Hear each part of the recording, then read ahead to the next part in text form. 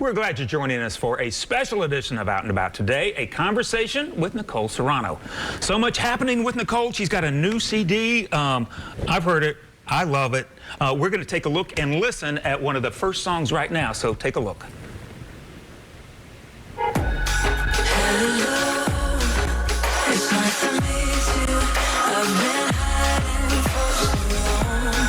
Hello, might be surprising, but I can't fight it anymore. It's not me just coming out, it's you just coming in. Hello, it's nice to meet you. No more hiding. Love that song. Oh my gosh, such a great song. Thank you.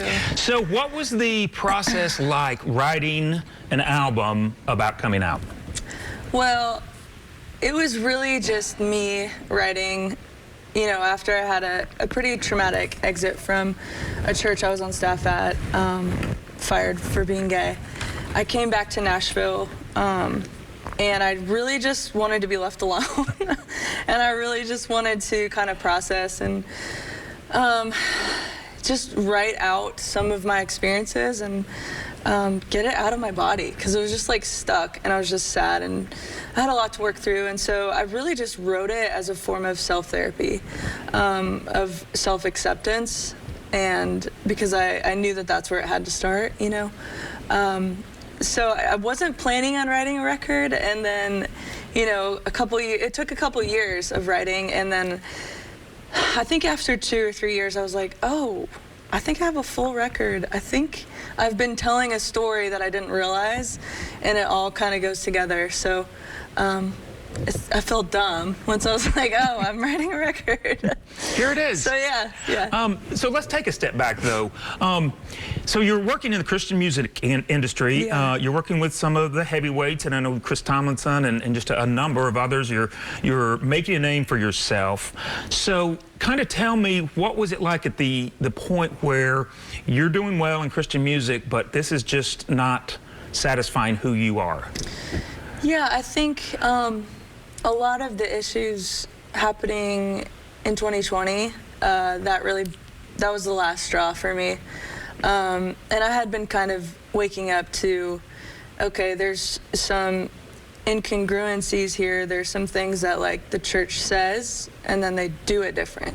We say all are welcome, yet people that are brown and black aren't given platforms, or people who are queer are not allowed to be in leadership. Or it's like all these things that there are paradoxes that didn't line up, and I was just noticing and observing, and not to mention women and not being able to do anything. So it was just like slowly pissing me off for years and brewing. And then I think I'm very grateful still to all the opportunities I had, and I've only had really positive ones with those bigger artists that I've been, you know, involved in making music with.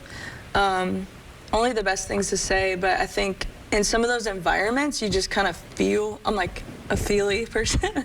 I just like felt like some of the things that weren't lining up anymore. And the more I read, the more that I let myself question and wonder, the more I was like, this isn't it for me. And then 2020 hit, and I was like, I am done. We're done. Did the industry itself, not just, you were saying the artists you worked with a lot, you had a great relationship. Yeah. But the industry, some of the executives, did they frown upon where your direction was going or might go? I've always been pretty independent musically, and so I never really found the right partner, luckily now. So there wasn't a big falling out. It was very much on my own terms, but whoever I partnered with or like toured with, that was totally separate. So did you feel though when you were on the road or in some venues that your lifestyle would be frowned upon if they knew that you were gay? Yeah, I mean, there's that fear, but it's interesting because all the people I talked with, the human beings I talked with, they all understood, and they were all very empathetic and had their own questions. But it's like once you say it on a platform, people change and their tune changes. So that inconsistency has always been a little confusing for me. Right.